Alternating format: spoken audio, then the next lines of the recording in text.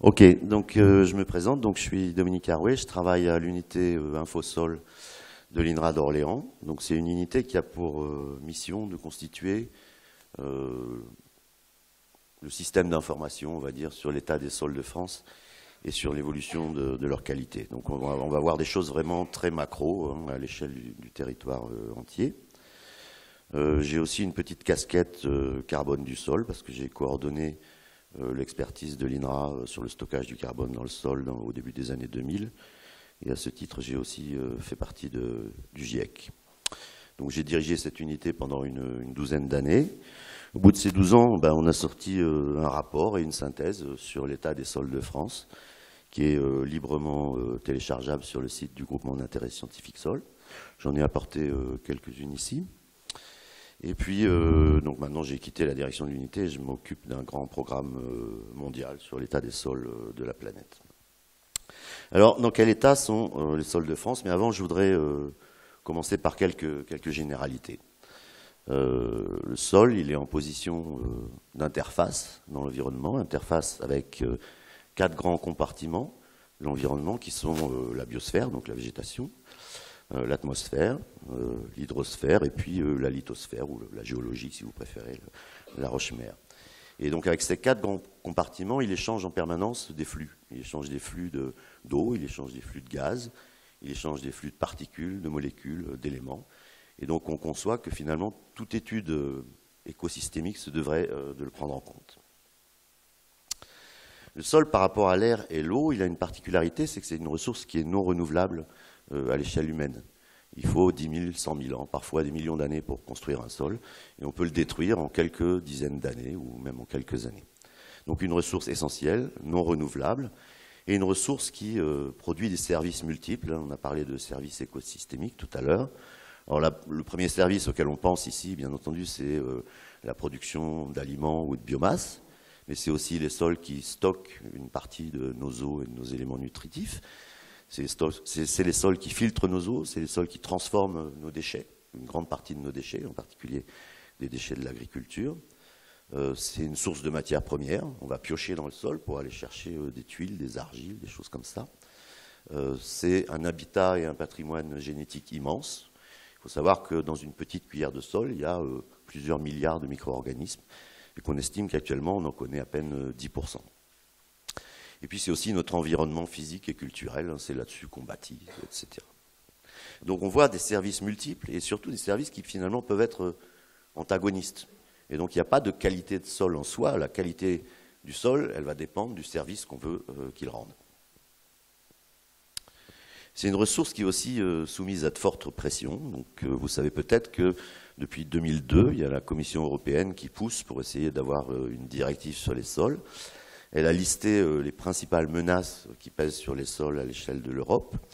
Et donc ces menaces sont d'une part la baisse des teneurs en matière organique, ou en carbone, hein, si vous voulez, c'est la même chose. C'est l'augmentation éventuelle des phénomènes d'érosion. On estime qu'environ 20% du territoire européen est soumis à des phénomènes d'érosion qui ne sont pas durables. C'est-à-dire que l'érosion détruit plus de sols que la nature n'en forme naturellement chaque année. C'est des problèmes de contamination ponctuelle ou diffuse, qu'elles soient d'origine industrielle, urbaine ou agricole. C'est des problèmes de tassement, des problèmes éventuels de baisse de biodiversité, pour lesquels on ne connaît pas grand-chose actuellement. Un énorme problème d'artificialisation. Il faut savoir qu'actuellement, tous les 10 ans, c'est environ un département de la taille du Loiret qui disparaît chaque année. Non, en 10 ans, donc 600 000 hectares en une dizaine d'années. C'est des problèmes d'inondation et de glissement de terrain. Et puis, plus localement, ça nous concerne moins, mais ça concerne surtout les pays du sud de l'Europe et de l'est de l'Europe, des problèmes de salinisation liés en particulier à l'irrigation avec des eaux saumâtres.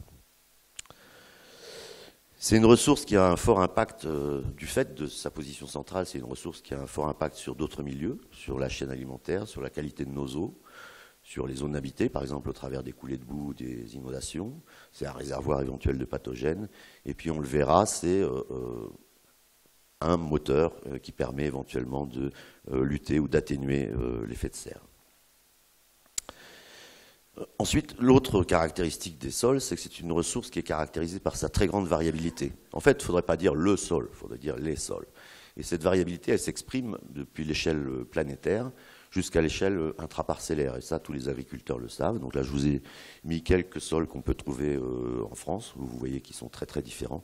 Et ils peuvent être extrêmement variables. Et c'est ça qui rend nécessaire, finalement, une connaissance systématique et aussi spatialisée des sols, parce qu'il va falloir gérer les sols en fonction de leurs propriétés locales. Alors, quel état? Quel état des sols de France? Je vais donc essayer de vous dresser un bilan à partir de ce qu'on sait depuis les études qu'on mène depuis maintenant une douzaine d'années. Donc c'est un petit résumé du rapport. Alors tout d'abord, le premier problème, j'en ai parlé, le problème majeur à mon avis à l'échelle de la planète et à l'échelle de la France aussi, mais c'est encore plus vrai pour des pays comme la Chine ou comme l'Inde. Le premier problème, c'est l'artificialisation, l'imperméabilisation, la bétonisation, on va dire, du territoire. Pourquoi c'est un problème? C'est parce que le plus souvent, c'est irréversible, parce que ça nuit à une grande partie des fonctions, enfin des services écosystémiques du sol, et en particulier à tout ce qui est stockage de l'eau, infiltration, etc. Ça s'accélère, donc on avait de 2003 à 2009, on a eu 6100 km² qui ont été artificialisés en France, ça a pris 7 ans, alors qu'avant, de 1993 à 2002, ça avait pris 10 ans pour la même surface, donc ça s'accélère. Et ça se fait à 90% aux dépens des terres agricoles, et en majorité aux dépens des terres agricoles les plus productives. L'exemple typique, c'est l'extension de l'agglomération parisienne sur la Brie, sur les limons de Brie, qui sont quelque part un des greniers à blé de la France. Je vais vous parler maintenant un petit peu, on a parlé beaucoup de matière organique et de stock de carbone. J'ai d'ailleurs été très content de voir un de mes graphiques tout à l'heure, dans l'exposé de tout à l'heure. Donc on a fait des évaluations. Combien on a de stock de carbone dans les sols de France? Donc, vous avez ici une des évaluations. Bon, ça évolue tous les jours. Hein.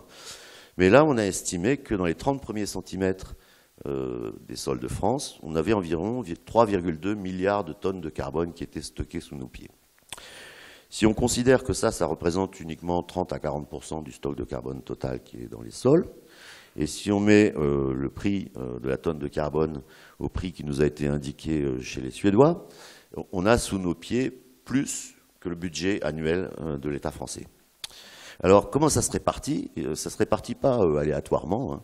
Vous voyez que donc plus c'est foncé, plus il y a de carbone. Vous voyez qu'il y a des effets climatiques. Hein. Quand on est dans des zones froides ou montagneuses, on a plus de carbone. On a des effets d'usage également. Donc, les grandes plaines cultivées intensives du nord du bassin parisien, par exemple, ont des teneurs en carbone qui sont beaucoup plus faibles que les zones bocagères ou forestières. Bocagères, par exemple, en Bretagne ou Normandie ou forestières en Lorraine. Et puis on a des effets à la fois climatiques et d'usage, comme par exemple des teneurs en carbone qui sont plutôt très faibles, en particulier dans les vignobles et surtout dans les vignobles méditerranéens, donc dans le sud de la carte, pas très loin de là où on est ici. Donc il y a à la fois des effets climatiques, mais il y a aussi des effets d'usage qui sont majeurs. Alors comment ça bouge ça? On s'est amusé donc à aller regarder dans un certain nombre de régions. Est-ce que ça a diminué? Est-ce que ça a augmenté? Donc là, je vous ai fait un zoom sur la teneur en carbone des sols de la Franche-Comté. Donc c'est agrégé par canton. Hein, c'est des données qui proviennent des laboratoires d'analyse de la France entière. Bon, enfin de la Franche-Comté là en l'occurrence. Donc quand c'est bleu, c'est qu'il n'y en a pas beaucoup. Quand c'est rouge, c'est qu'il y a des stocks importants. Ce que vous voyez, on voit deux choses en fait sur ce graphique-là. On voit que la structure spatiale se maintient, donc ça veut dire que nos cartes elles tiennent à peu près la route. On a toujours à peu près le même gradient altitudinal. Hein. Plus on monte vers le Jura, plus on a de carbone. Mais on voit que les taches bleues, elles s'agrandissent, c'est-à-dire qu'on est en train de perdre du carbone dans cette région de Franche-Comté. Et ça, on pense que c'est en grande partie lié à des changements d'usage et à des retournements de prairies. Alors, quelle tendance globale au niveau national? Donc là, vous avez trois cartes sur trois périodes, de 90 à 94, 95-99, 2000-2004. On est en train de produire la carte 2005-2009, mais elle n'est pas encore prête. Donc on voit pareil que les structures se maintiennent. On voit qu'il y a des régions où le carbone est en train de baisser. Donc c'est par exemple le cas de la Lorraine. Là, vous voyez que petit à petit, elle était jaune ici et puis elle se met à verdir. Donc on est en train de diminuer les stocks de carbone. Et à l'opposé, on a des endroits où ça se stabilise, voire où c'est en augmentation, par exemple ici en Picardie. Et on pense que cette augmentation, elle est liée au fait qu'il y a de plus en plus d'adoption de techniques culturales simplifiées, semi-directes, etc. Donc on a une situation qui n'est pas homogène à l'échelle du territoire. On ne peut pas dire que ça baisse partout. Il y a des endroits où c'est relativement stable, il y a des endroits où ça augmente plutôt, et il y a des endroits où ça baisse fortement.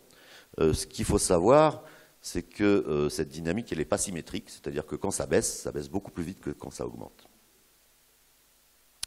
Alors il y a d'autres enjeux sur la matière organique que simplement le stockage de carbone.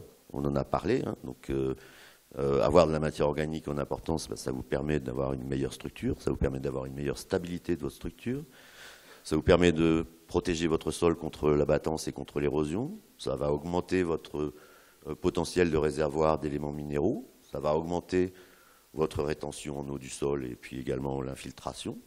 Ça va diminuer la compacité et ça va maintenir la biodiversité. Donc grosso modo, on peut dire qu'avoir de la matière organique dans vos sols, c'est quasiment tout le temps gagnant-gagnant. Il y a peut-être justement une petite exception avec la viticulture où je pense qu'il ne faut quand même pas monter trop haut. Parce que si on monte vraiment trop haut, on va avoir de la minéralisation, on va avoir de l'azote qui va se libérer, et puis on va faire de la feuille et on ne va pas faire du vin de qualité. Donc il y a un moment où il faut savoir s'arrêter, mais je pense qu'il y a suffisamment de gens qui travaillent la viticulture ici qui doivent le savoir. Alors comment on peut gérer cette matière organique ? Il y a 4 façons de gérer le carbone dans le sol. Donc là, vous avez un petit schéma simplifié. Donc en entrée, vous avez le CO2 atmosphérique, en haut à gauche, à droite, pardon.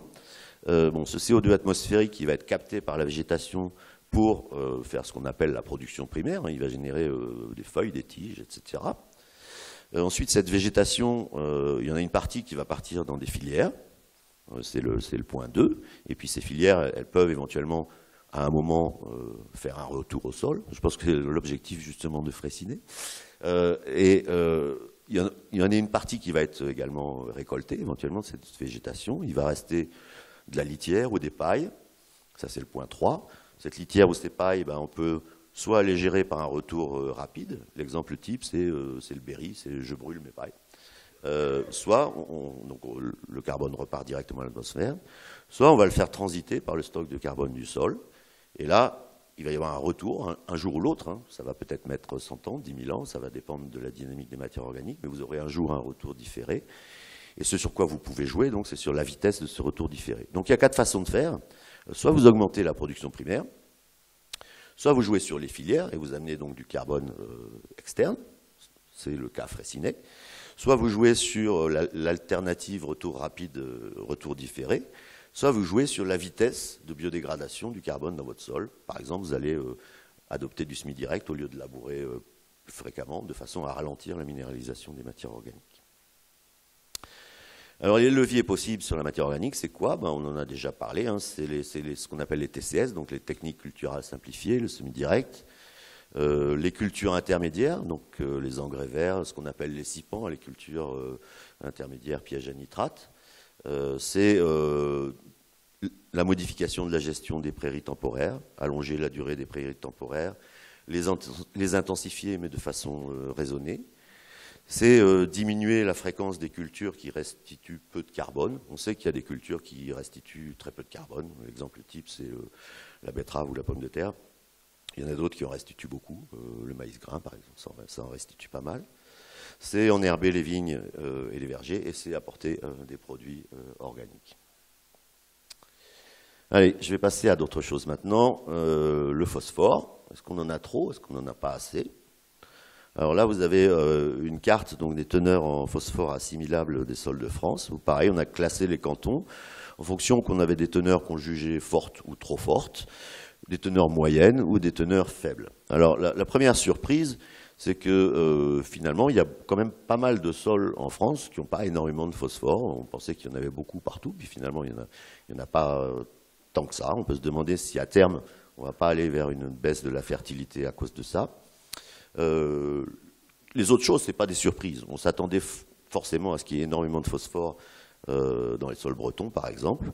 Donc on va en trouver beaucoup dans les sols bretons, et on va en trouver beaucoup aussi dans les régions qui sont des régions d'anciens épandages de résidus miniers, donc les scories phosphopotassiques issues des mines, donc Nord-Pas-de-Calais, Alsace, etc.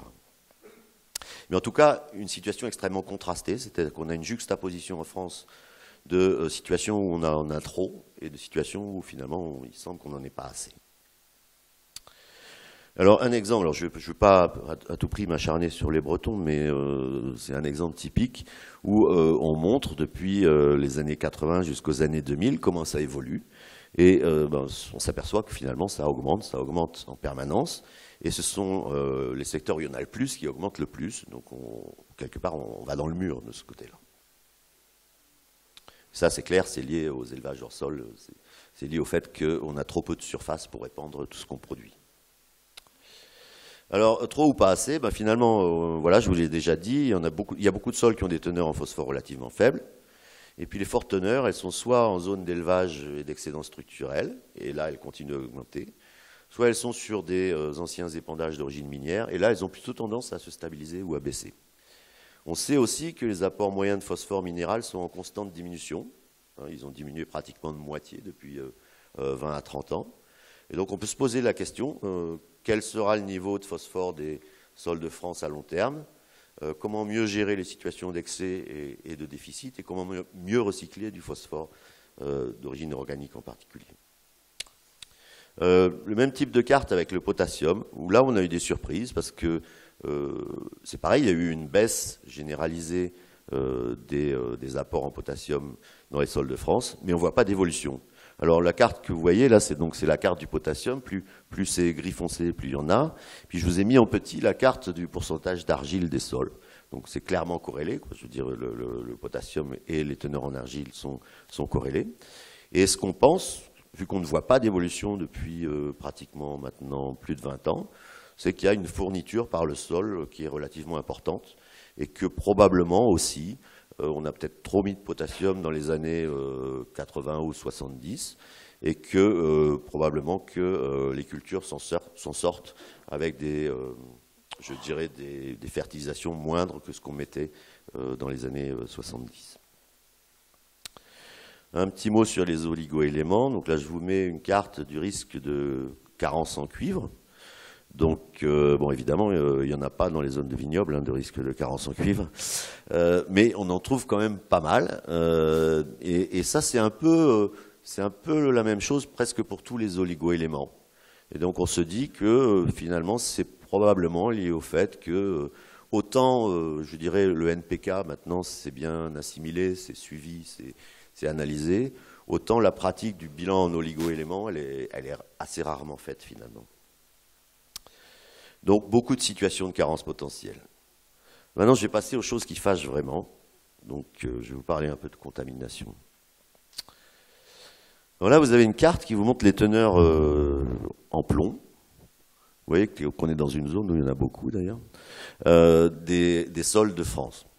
Alors, ce qu'on remarque là-dessus, et ce que je vous ai mis dessous, c'est la carte, on va dire, des matériaux parentaux, des grands types de géologie des sols de France.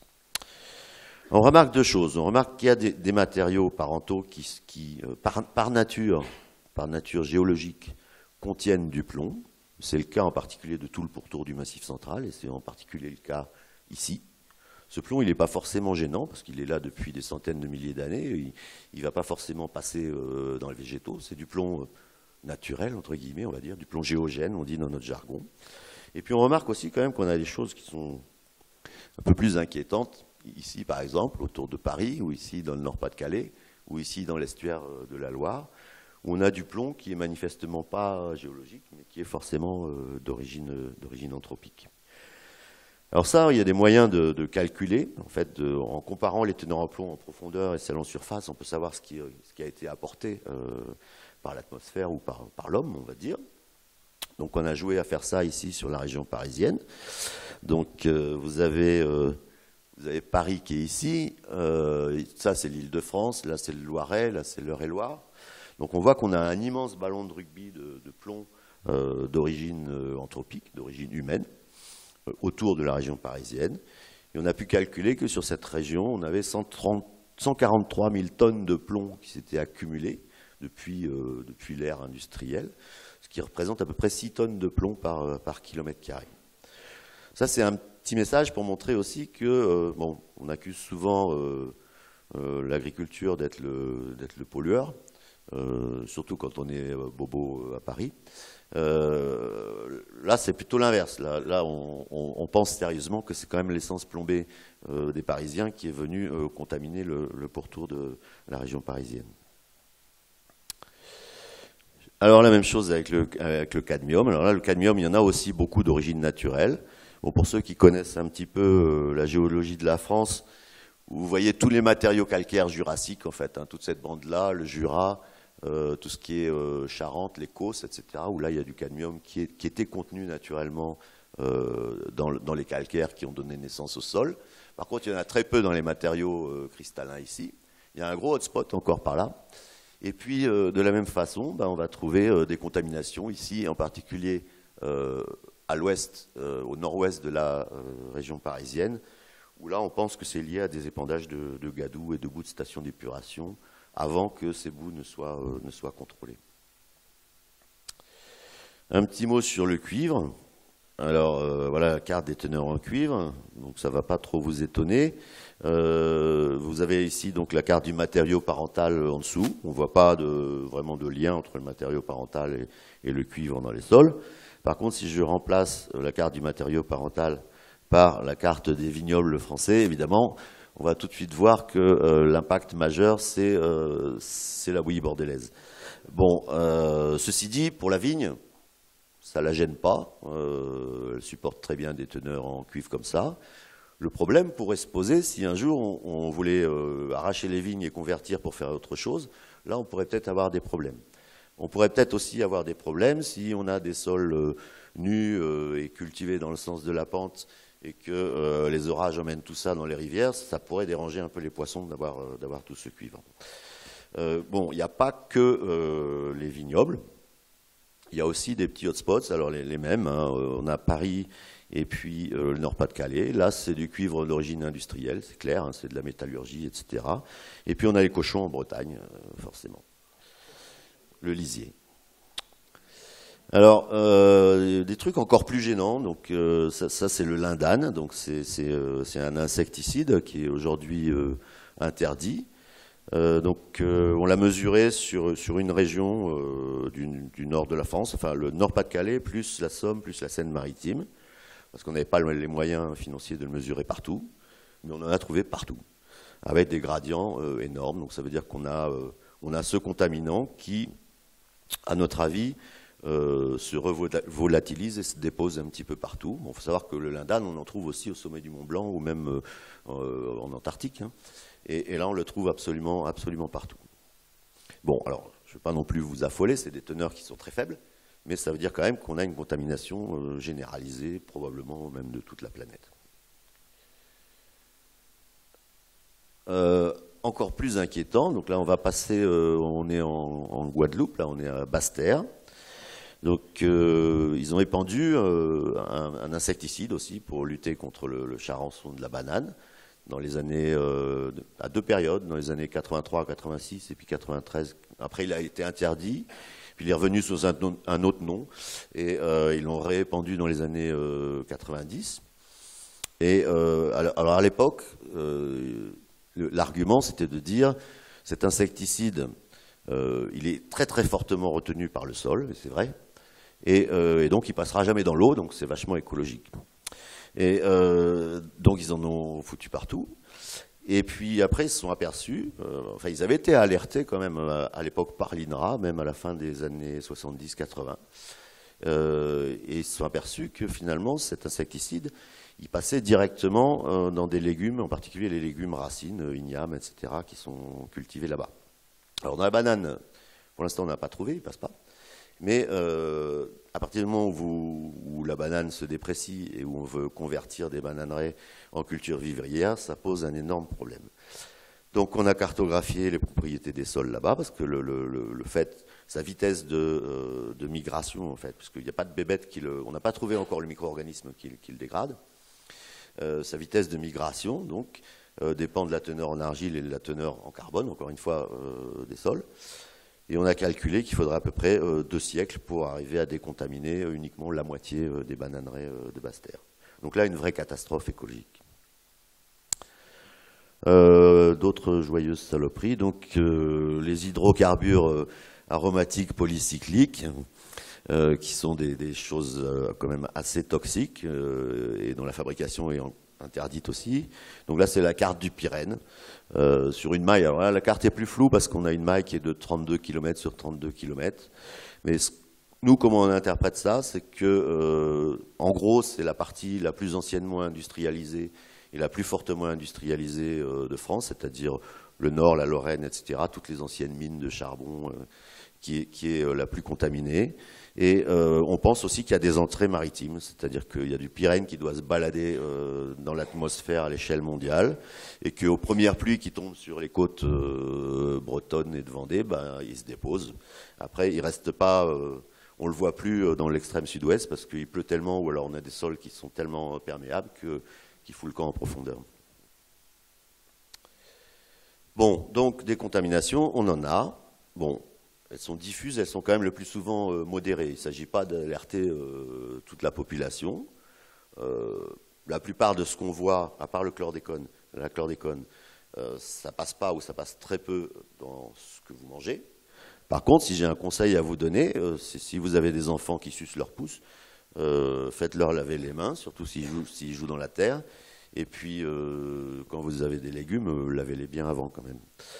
Donc ces contaminations, elles sont liées à l'urbanisation, à l'industrialisation, à d'anciens contextes miniers, à certains usages et certaines pratiques, et en particulier à certains anciens épandages de boue et d'anciens usages d'organochlorés.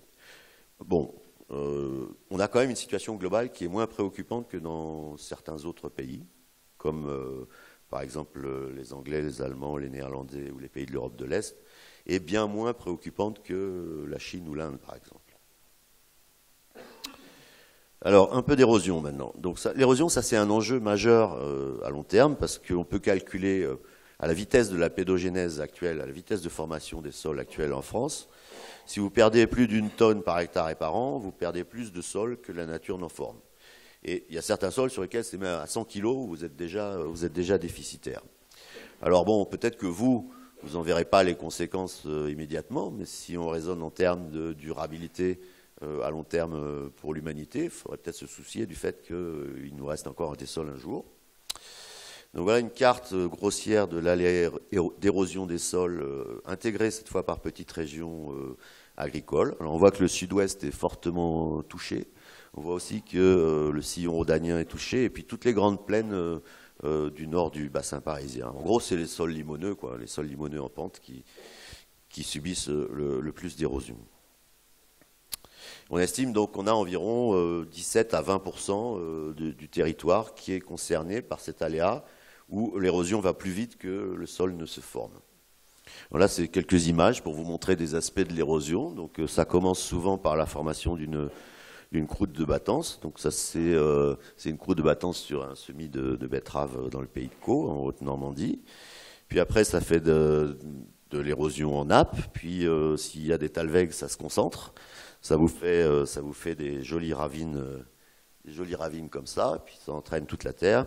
Et puis ça, c'est les dégâts en aval. Donc ça, c'est une photo des dernières nouvelles d'Alsace. C'est un village d'Alsace en décembre 2011, couvert de boue. Donc on a des inquiétudes sur l'érosion parce qu'on se dit aussi qu'on risque d'avoir, on l'a vu, hein, qu'on risque d'avoir une augmentation des événements extrêmes, donc des pluies diluviennes, etc. Et que donc cette érosion, elle risque plutôt d'augmenter que de diminuer sous l'effet du changement climatique.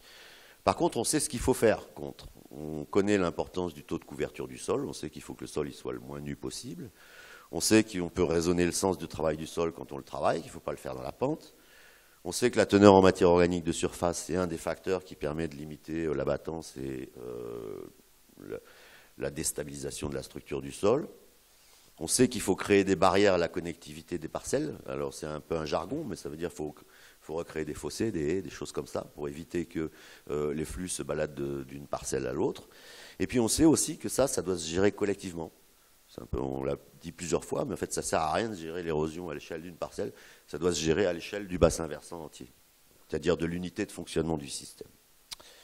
Un mot de biodiversité, je ne vais pas en parler beaucoup parce que Cécile Villeneuve va en parler demain. Je voudrais quand même vous montrer cette jolie carte. Donc, une des choses qu'on a réussi à faire, c'est à extraire l'ADN des microbes, l'ADN microbien dans les sols de France. Et la carte que je vous montre à droite, donc c'est la quantité d'ADN dans les sols, donc en microgrammes par kilo de sol. Et puis les petites cartes à gauche, c'est la texture, donc en gros la teneur en argile, en sable et limon. Et puis l'occupation du sol. Donc on voit que l'effet majeur sur la quantité de biomasse microbienne, il est quelque part naturel. C'est-à-dire, en gros, c'est la teneur en argile et la teneur en carbone et le pH, pour simplifier. Par contre, il y a des effets occupation assez nets. Et vous voyez encore une fois que, par exemple, si vous pointez ici dans le vignoble du Languedoc, ou dans la forêt, dans la quasi-monoculture de pins maritimes des Landes de Gascogne, vous avez beaucoup moins de biomasse microbienne que dans les autres occupations. Ceci dit, il y en a partout. Donc ça varie en gros d'un facteur de 1 à 10 selon la nature du sol et selon l'occupation et les usages. Donc ça me fait dire que, contrairement à ce que certains disent, moi je pense que les sols ne sont pas morts. Je pense que les sols, ils sont encore vivants, il y a encore énormément de biomasse microbienne dedans, il suffit juste de la faire redémarrer et de la faire tourner. Cette biomasse microbienne, elle est encore très largement inconnue. Je vous ai dit tout à l'heure qu'on en connaissait à peine 10%. Donc en fait, ça représente un potentiel énorme, ça représente un champ de recherche immense qui nous est ouvert par la biologie moléculaire. Donc ça représente un champ de recherche à la fois pour faire ce qu'on appelle de l'agriculture écologiquement intensive, entre guillemets, mais aussi des tas d'autres choses. Il faut savoir que 70% des antibiotiques que vous trouvez dans vos pharmacies, à l'origine, c'est des micro-organismes du sol qui les produisaient. Alors maintenant, on sait les synthétiser, mais on les a découverts grâce à ça. Et il y a un prix Nobel qui a découvert, je ne sais plus lequel, la streptomycine, qui était en fait un microbiologiste des sols.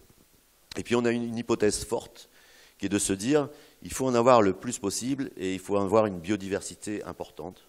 Parce que plus on aura de biodiversité, plus le sol va être capable de réagir à des agressions et plus on aura ce qu'on appelle de la résilience.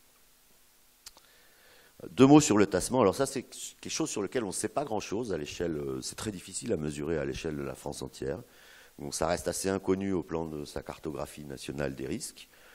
On a quand même de fortes interrogations en milieu forestier, où on pense que les tempêtes, les dernières tempêtes, ont amené des gros engins qui sont venus débarder les forêts et qu'on a probablement tassé de façon assez durable les sols. On connaît aussi quelques situations en Languedoc-Roussillon où on a des tassements profonds dans les vignobles qui ont été identifiés.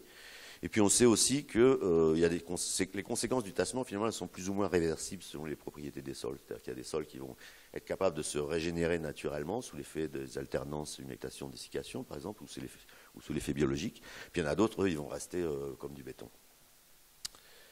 L'acidification. Donc là, je vous ai mis des cartes des médianes des pH et des sols agricoles de France à deux périodes. Grosso modo, ça ne bouge pas.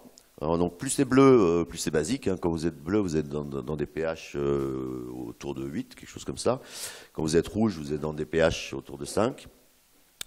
Grosso modo, ça ne bouge pas trop. On a même plutôt l'impression que le pH a plutôt tendance à augmenter très légèrement dans certaines régions. Donc ça veut dire que finalement, ça ne semble pas être vraiment un gros problème dans les sols cultivés. Ça veut dire que c'est bien géré, en gros. C'est-à-dire que les agriculteurs, ils chaulent correctement leur sol. On n'a pas de tendance lourde à l'acidification dans les sols de France. Ça ne veut pas dire qu'il faut arrêter de chauler. Ça veut dire qu'il faut continuer à faire ce qu'on est en train de faire. Par contre, ça reste à surveiller, je pense, dans les prairies et les forêts. Et c'est à surveiller aussi quand on fait du semi-direct ou quand on apporte beaucoup de matière organique en surface, parce qu'on sait qu'on a une acidification possible des premiers centimètres de surface. Donc ça vaut le coup de surveiller son pH dans ces cas-là. Salinisation, ça ne nous concerne pas trop. Je vous ai dit, ça concerne surtout l'Espagne, l'Italie, la Roumanie, la Bulgarie. Mais on a quand même des problèmes locaux très conjoncturels. Le dernier exemple, c'était la tempête Xynthia, où il y avait des digues qui avaient pété dans les marais de l'Ouest. Et donc, voilà ce que ça donne derrière. Et on pense qu'il faudra quelques années, beaucoup de gypsage et beaucoup de précipitations avant que ça se restructure correctement. Alors, je ne vais pas tarder à terminer. Je voudrais vous montrer maintenant, quand on a fait nos mesures, en même temps, on a interrogé les agriculteurs, les exploitants. On leur a dit, à votre avis, est-ce qu'il y a des problèmes sur vos sols? C'est quoi? C'est lesquels? Finalement, ils sont assez tranquilles. Il y en a 35% qui pensent qu'il n'y a aucun problème. Après, ça se partage assez bien entre acidification, baisse en matière organique, érosion, battance, compaction. Il n'y en a qu'un seul qui pensait qu'il pouvait avoir des problèmes de contamination, et encore, c'est parce qu'il accusait son voisin qui avait je ne sais pas quoi au-dessus. Donc finalement, ils s'inquiètent pas trop, mais bon, ils ont peut-être raison, quoi. C'est l'ordre de grandeur. Il n'y a pas vraiment des catastrophes partout. Il ne faut pas non plus être catastrophiste. Alors, quel état des sols aujourd'hui et demain? Moi, je dirais c'est un bilan nuancé. Il y a quelques points positifs. Le fait qu'on voit que le pH est bien géré, le fait qu'on voit qu'il y a encore des microbes partout, le fait qu'on voit que le potassium ne bouge pas, ça c'est plutôt des points positifs. Il y a des préoccupations pour le futur, et à mon avis, les préoccupations majeures, c'est l'érosion, c'est l'artificialisation, et puis c'est la gestion du phosphore. Cette fois à l'échelle, pareil, à l'échelle régionale ou locale, mais pas juste à l'échelle d'une parcelle. Il y a encore plein d'incertitudes sur la biodiversité, qu'est-ce qu'elle va devenir, est-ce qu'elle va diminuer, est-ce qu'elle va augmenter. Sur le carbone, très honnêtement, à part le bilan total, on ne sait pas grand-chose sur ce qui va devenir. Enfin, on sait comment on peut l'augmenter, mais on ne sait pas grand-chose sur ce que va être l'effet futur du changement climatique sur le carbone, parce qu'il y a deux effets antagonistes.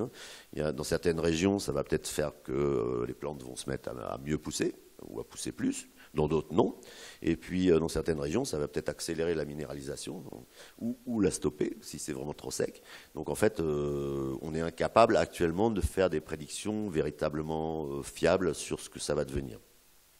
D'où l'importance, à mon avis, des outils de suivi et de gestion à long terme qu'on met en place, parce que c'est l'observation peut-être qui nous donnera les tendances réelles et pas forcément la modélisation. Voilà, je voudrais terminer par une citation de Saint-Exupéry qui nous a dit « Nous n'héritons pas la terre de nos ancêtres, nous l'empruntons à nos petits-enfants ». Je pense que c'est comme ça qu'il faut gérer les sols. Il ne faut pas penser à l'immédiat, mais il faut penser aux générations futures. Voilà, alors quel sol pour les générations futures? Je vous présente ma fille, Morgane. Vous voyez qu'elle a appris à s'occuper du sol très jeune. Donc entre la première photo et la dernière, il s'est écoulé environ une dizaine d'années. Donc le message que je voulais faire passer là-dessus, c'est d'abord c'est le pas de temps. C'est-à-dire que pour faire un bilan comme ça, il faut à peu près 10 ans. Ensuite, pour gérer un sol et puis obtenir le magnifique oignon qu'elle est en train de tenir dans la main gauche, là, faut investir quelque part. Et c'est géré par ce qu'elle est en train d'épandre là dans le potager.